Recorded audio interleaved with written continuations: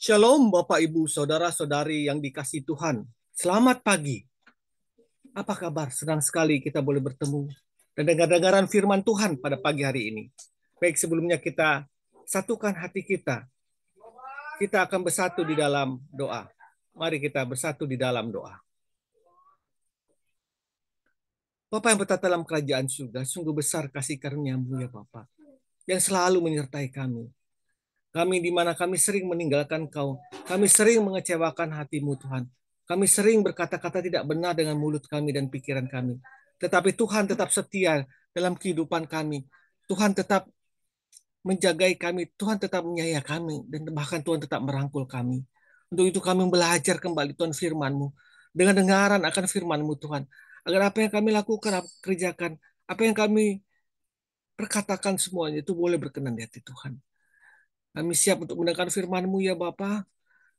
Pada rekan-rekan kami yang mengalami sakit penyakit, Tuhan yang mau menyembuhkan sakit mereka, memberi kekuatan. Mereka mengalami pergumulan kehidupan, mereka memberikan kekuatan buat mereka, Tuhan.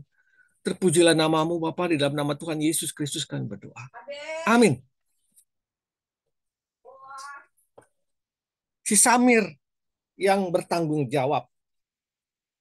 Landasan firman Tuhan diambil dari Markus 13 ayat 33 sampai 37. Markus 13 ayat 33 sampai 37. Nasihat supaya berjaga-jaga. Hati-hatilah dan berjaga-jagalah. Sebab kamu tidak tahu bila mana waktunya tiba. Dan halnya sama seperti dengan seseorang yang berpergian, yang meninggalkan rumahnya dan menyerahkan tanggung jawabnya kepada hamba-hambanya, masing-masing dengan tugasnya, dan memerintahkan penunggu pintu itu supaya berjaga-jaga. Karena itu berjaga-jagalah, sebab kamu tidak tahu bila mana tuan rumahmu itu pulang, menjelang malam, atau tengah malam, atau larut malam, atau pagi-pagi buta, supaya kalau ia tiba datang, jangan kamu didapatnya sedang tidur. Apa yang kukatakan kepadamu, kukatakan kepada semua orang, berjaga-jagalah. Bapak Ibu yang dikasih Tuhan, pengalaman turun gunung kami lewati dengan berjalan kaki. Mula-mula kami bersama-sama dalam satu rombongan, tetapi lama-lama terpisah satu persatu dan tersebar di antara ratusan para pendaki Gunung Sinai yang juga turun pada pagi hari itu. Seperti pada saat naik, saya pun tertinggal di belakang. Namun kali ini tidak sendirian, karena ada dua rekan lain yang juga tercecer di belakang. Ternyata turun gunung pun tidak ringan. Saya dan kedua rekan saya juga berjalan pelan-pelan untuk menjaga stamina. Kadang-kadang kami harus berhenti, kadang-kadang kami harus beristirahat. Sementara panas matahari sudah mulai terasa. Kami belum juga sampai. Sebenarnya kami tidak hanya bertiga, tetapi pemandu lokal itu ditugaskan oleh tour leader untuk mengawasi peserta yang tercecer di belakang. Dia bernama Samir. Yang menarik bagi saya, dia orang yang bertanggung jawab. Kadang dia berjalan lebih cepat dan mendahului kami, tapi bukan bermaksud meninggalkan kami. Dia bermaksud menunjukkan jalan terdekat yang bisa kami lalui dan yang dirasa cukup aman. Lalu dia berhenti di satu tempat untuk menunggu kami di situ, beristirahat. Sebelum berjalan lagi, dia memastikan bahwa kami sanggup untuk berjalan. Begitu seterusnya, sampai kami tiba di sebuah gereja di mana 7 rekan kami yang lain sudah sampai.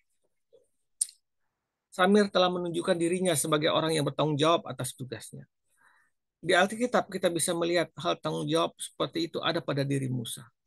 Musa, sekalipun awalnya menolak panggilan Tuhan untuk memimpin bangsa Israel keluar dari Mesir, tetapi setelah dia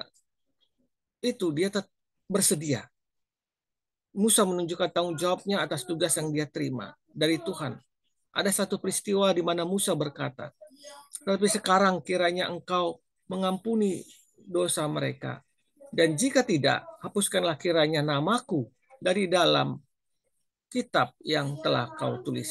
Keluaran 32 ayat 32. Ini semata-mata karena rasa tanggung jawabnya untuk membawa semua orang Israel untuk masuk ke dalam tanah Kanaan. Dia ingin tidak ada orang Israel yang tertinggal di padang gurun. Meski Musa tidak sepenuhnya berhasil Namun rasa tanggung jawab yang dia tunjukkan itu telah mempengaruhi Yosua. Yosua pun menjadi pemimpin yang bertanggung jawab. Yosua merasa bertanggung jawab untuk menjaga kerohanian bangsa Israel. Dan luar biasanya hasilnya, sepanjang zaman Yosua, bangsa Israel setia kepada Tuhan. Bapak Ibu yang dikasih Tuhan dimanapun Anda berada. Tanggung jawab juga menjadi bagian hidup kita. Kita sebagai orang tua, kita bertanggung jawab mengantar anak kita sampai mandiri. Di samping itu kita juga bertanggung jawab mengantar anak kita untuk menemukan juru selamat. Sebagai guru, kita bertanggung jawab mengantar anak didik kita sampai berhasil. Sebagai karyawan, kita bertanggung jawab atau bertugas menyelesaikan yang diberikan oleh pimpinan. Sebagai pimpinan, kita bertanggung jawab mengantarkan karyawan sampai menjadi orang yang semaksimal mungkin. Secara umum kita bertanggung jawab untuk mengembangkan apa yang sudah Tuhan percayakan kepada kita. Bapak Ibu, mari kita bersatu dalam doa. Bapak, terima kasih untuk kepercayaan yang Kau berikan kepadaku, baik yang berupa posisi maupun pekerjaan. Mampukan aku untuk bertanggung jawab dalam nama Tuhan Yesus. Amin. Tanpa diminta, orang akan percaya kepada kita kalau kita mau hidup bertanggung jawab. Selamat pagi, selamat berkarya. Tuhan Yesus memberkati. Amin.